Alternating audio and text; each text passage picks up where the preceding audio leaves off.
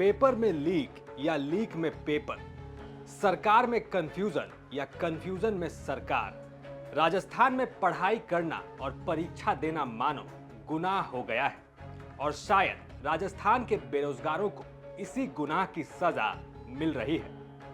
खास तौर से ऐसे युवाओं को जो दिन रात एक करके पढ़ाई करते हैं। किसी को अपनी माँ का इलाज कराना है, कोई बाप का सपना पूरा करना चाहता है, तो कोई समाज बदलने के सपने देखता है।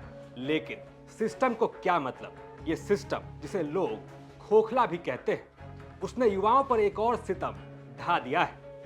और जब खुद सरकार बच्चों को रुलाने पर उतर आए तो क्या ही कहने। एक एसआई भर्ती का प्रकरण में भी चल रहा है, क्या बातचीत हुई है डॉक्टर? एसआई का तो यहाँ नहीं चल रहा, सरकार के स्तर पर चल रहा है। आपकी वो तो सरकार से तो वो मेरे को जानकारी नहीं क्या होगा, सरकार क्या करेगी। आप अभी दिल्ली जाके आए, अमित शाह से मुलाकात हुई? दिल्ली तो मंत्री हैं तो दिल्ली तक तो जा ही सकते हैं।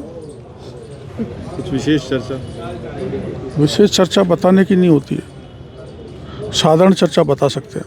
साधारण बता दें। साधारण हुई नहीं, विशेष हुई है। सब इंस्पेक्टर भर्ती में उनको पोस्ट दे दी थी, जिला अलॉट कर दिया था और उसके बाद सस्पेंड कर दिया। क्या ये सस्पेंशन आपके विरोध जताने के बाद हुआ है या नहीं, हम एक राय हैं, कोई विरोध नहीं, आपस में मिलकर निर्णय होगा। लेकिन आप परीक्षा रद्द करने की मांग करते रहे सर लंबे समय। वो तो शुरू से करता रहा हूँ। तो क्या अब लग रहा है परीक्षा रद्द हो जाएगी लगता है आपको? हाँ? परीक्षा रद्द हो जाएगी आपको लगता है क्या?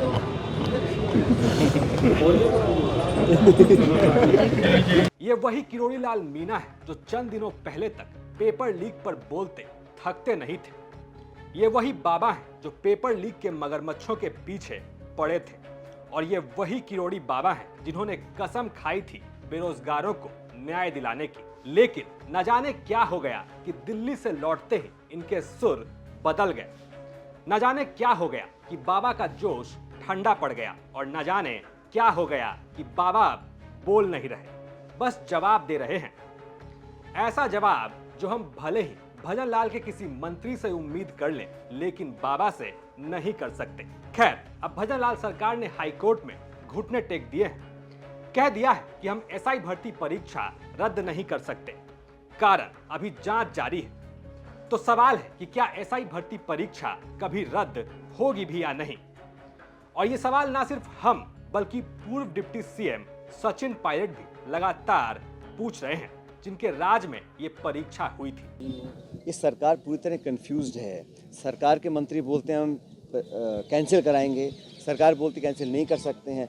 तो सरकार के अंदर जो गतिरोध चल रहा है उसका परिणाम जनता को भुगतना पड़ रहा है। एक स्पष्ट नीति होनी चाहिए, स्पष्ट निर्णय लेना चाहिए। इतने महीने हो गए इसको लटकाते हुए, पता नहीं पड़ रहा है कि सरकार चाहती क्या है।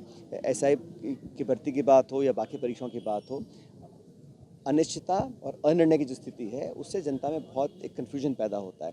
और क्योंकि सरकार में इतने सारे मल्टीपल पावर सेंटर बन चुके हैं, मंत्री कुछ बोलते हैं, सरकार कुछ बोलती है और जनता पिस रही है और इस तरह से मजाक बना हुआ है। तो स्टेट गवर्नमेंट को चाहिए अपनी नीति स्पष्ट करे।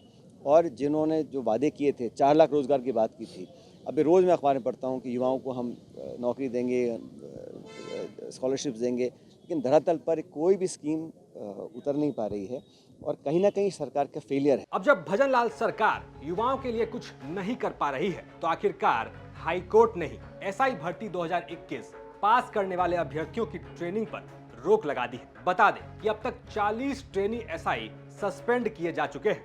साथ ही 2 आरपीएससी सदस्य और 50 ट्रेनी सब इंस्पेक्टर समेत कुल 150 लोगों को गिरफ्तार किया गया है, जिनमें से ज्यादातर को जमानत मिल चुकी है। ऐसे में थानेदार और दरोगा बनकर लोगों की सेवा करने का सपना देखने वाले युवाओं का क्या हाल होगा, ये आप सोचते रहिए।